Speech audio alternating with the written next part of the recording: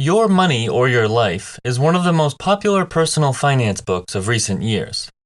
It establishes distinct steps to transform your relationship with money and help you to achieve financial independence.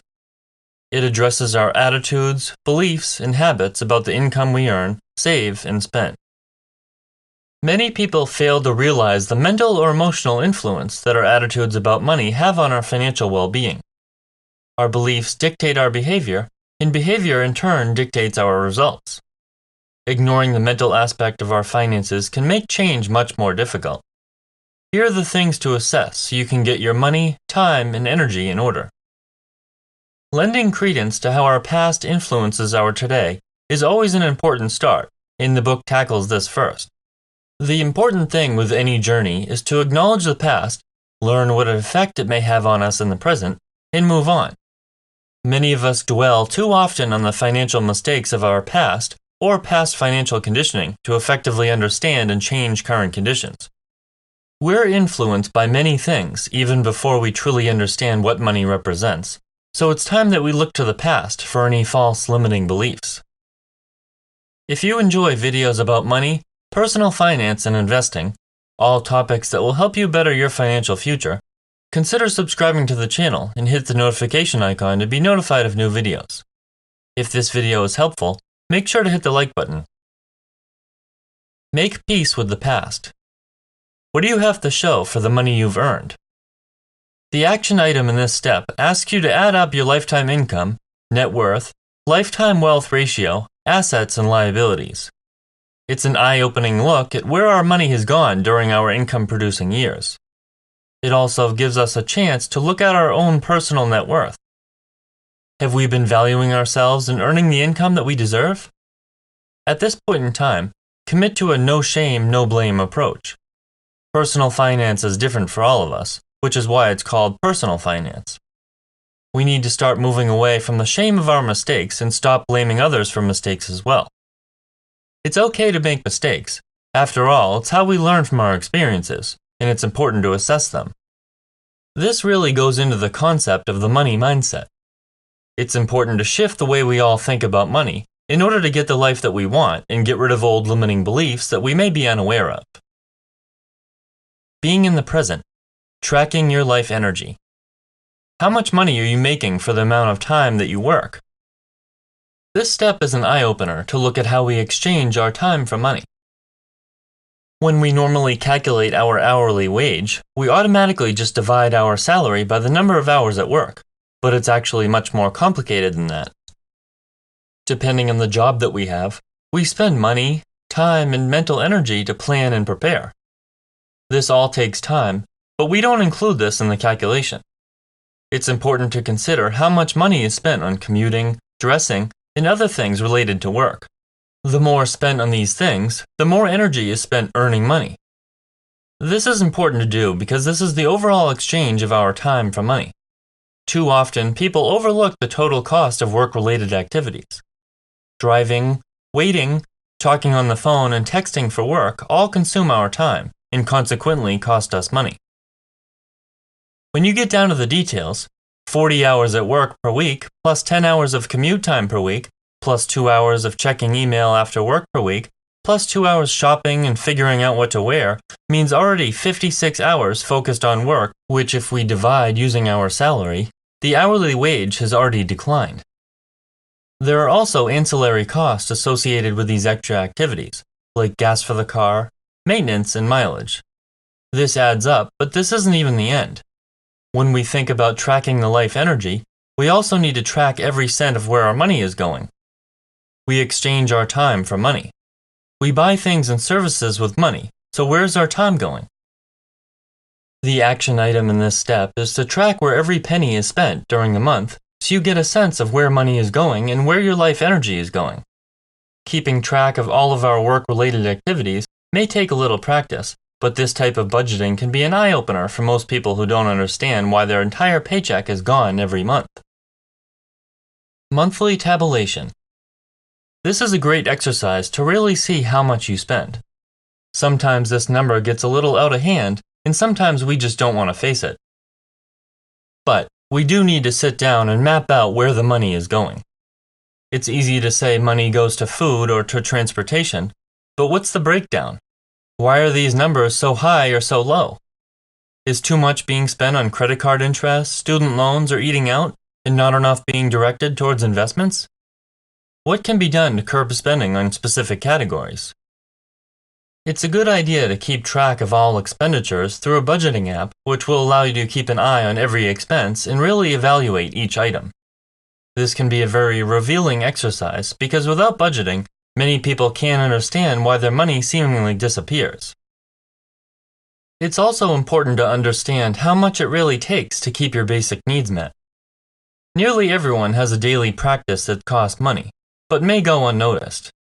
Getting coffee on the way to work or snacks from the cafeteria may not seem like much, but is it necessary? How much of the spending is unconscious and simply wants instead of true needs? Is it as much as you think? The numbers don't lie, and they will be right in front of you in black and white. When you know these numbers, convert it back to your hourly wage. How much of your time was spent to buy it? This will help you determine whether you're wasting too much time or money, and if those expenditures are worth the hours of work it took to earn them. The action item in this step is to create income and expense categories that are unique to your own life. 3 questions to transform your life. You can never have enough if you are measuring by what others have or think. In other words, there will always be others with more. These 3 questions are used to rate your spending. It's what the book calls the internal yardstick for fulfillment, and it basically questions each line of your monthly tabulation to see if it was worth the price and expense. Note that now we aren't just looking at the cost of things, but also time and mental energy costs. Did I receive fulfillment, satisfaction, and value in proportion to life energy spent? Is this expenditure of life energy in alignment with my values and purpose? How might this expenditure change if I didn't have to work for a living? Making life energy visible. Transforming our relationship with money takes time and patience, so it's important to understand that. Changing beliefs requires great patience. This step is similar to using a vision board. Seeing reminders of where you want to focus your money and energy is a signal to yourself and the universe about what's important to you. Each reminder also signals and makes you question how you live and optimize each day. Is it in harmony with your goals? This step is basically to look at a chart of your expenses over time. Are there dips and spikes? The goal is to keep your expense trend line flat or declining as you get better about spending, reducing debt, and improving savings.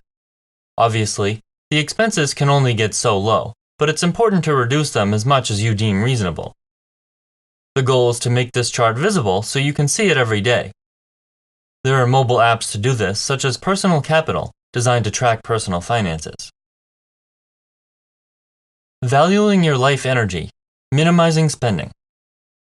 Save money, save the planet. Money is a lien on the life energy of the planet. This step is about the conscious lowering and eliminating expenses. We live in a world of overabundance. We constantly buy, upgrade, and get the latest and greatest when we don't need to. This results in strained finances and excessive waste. Instead of disposing of something that can be repaired, explore the feasibility of doing so. Here are some great ways to save money. Avoid shopping without the use of a specific list of items. It's common knowledge that going to the grocery store hungry often results in buying items that aren't necessary. Stick to your list. Take care of what you have. Pay attention and practice small maintenance steps to extend the life of objects that you purchase instead of just throwing them away. Use things fully and gain maximum value out of them. Learn to do common tasks yourself. Just a few basic skills like cooking, sewing, and plumbing can be a great way to save money and generate personal satisfaction. Of course, it's best to stick to your abilities. Research value, quality, durability, multiple use, and price. With a plethora of online product review sites and video reviews, there's really no excuse for purchasing a poor quality item.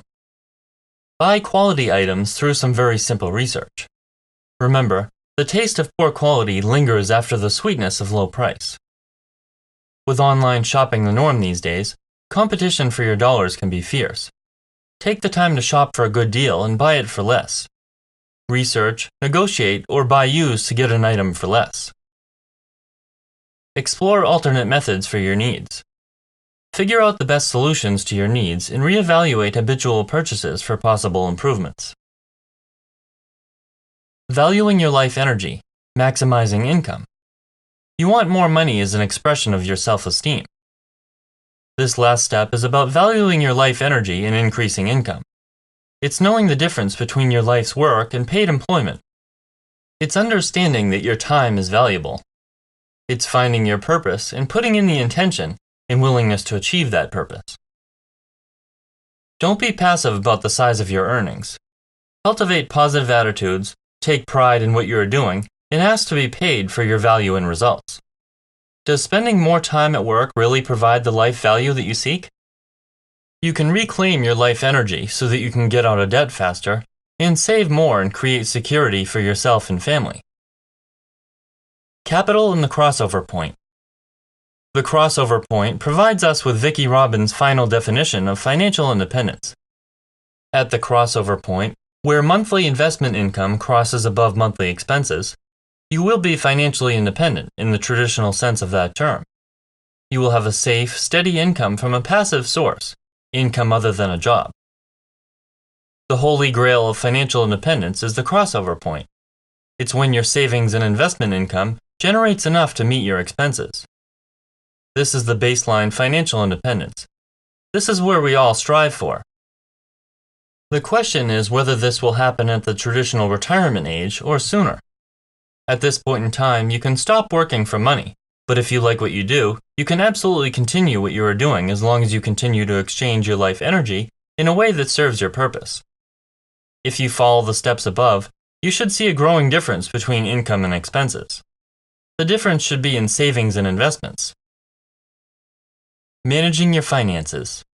Empower yourself to make financial choices about long-term income-producing investments. Don't always leave it to the experts. Now that you've faced your finances head-on, understand where your money is going. Know the value of true work and understand how much of your life energy you want to expend, and educate yourself on how to make your money work for you. The experts don't know everything, and sometimes they don't have your best interests at heart, as they're often enticed by commissions and bonuses. No one really cares about your money as much as you do. Get informed and empower yourself to ask the right questions. There are no quick wins in financial independence, so be wary of those offering such solutions. The recommendation in this book is to put the money saved from following the steps above and invest in treasury bonds. However, you might consider putting your money in investments of your choice that will provide a reasonable balance of risk and return. This is a great book to help people gain a new perspective on how we work, how we spend, and what we value. It weighs the effects of our mental attitudes about money and how our finances are affected. The byproduct of all of these steps is financial independence. In the end, all of the steps will lead you to optimize your spending, increase income, and increase savings and investments in such a way that investment income will eventually cross over to your expenses and true financial independence will be achieved.